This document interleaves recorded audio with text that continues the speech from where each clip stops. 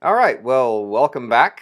As you can see, I'm feeling a little blue today, because I'm little, because I'm kind of blue. It's just sort of a eh. Sorry. Um, well, anyway, this week I am spending our mini lecture talking about the style book. Professional writing has to be accurate, precise, and consistent. Um, Consistency is the concept that most applies to why style books exist.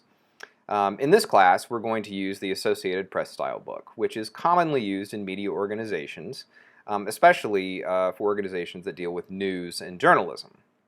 There are other style books, such as the Chicago Manual of Style, the Los Angeles Times Style Book, the New York Times Manual of Style and Usage, and there are a few other prominent ones as well. And of course, local agencies or news organizations will develop their own conventions as well. So you may go to work for a local newspaper and find that they have their own style guide that will be based heavily on ones that I just mentioned.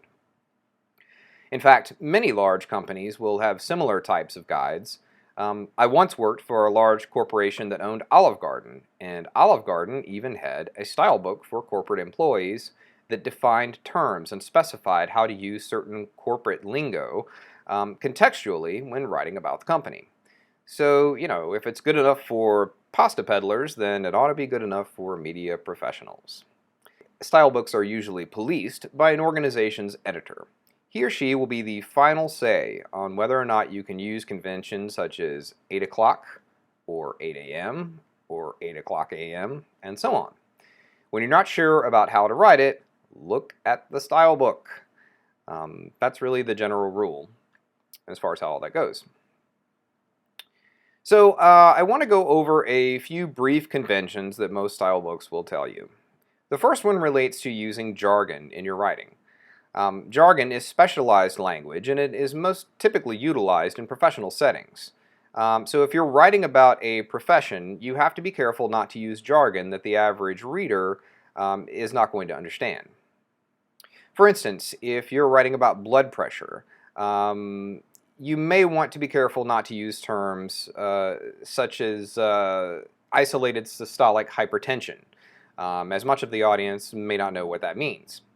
However, you can still convey to the audience that certain types of blood pressure could result in artery stiffness or heart valve problems, which is a lot easier to understand than just throwing the term isolated systolic hypertension at the audience. Another convention that is important to understand is in your writing is to avoid bias.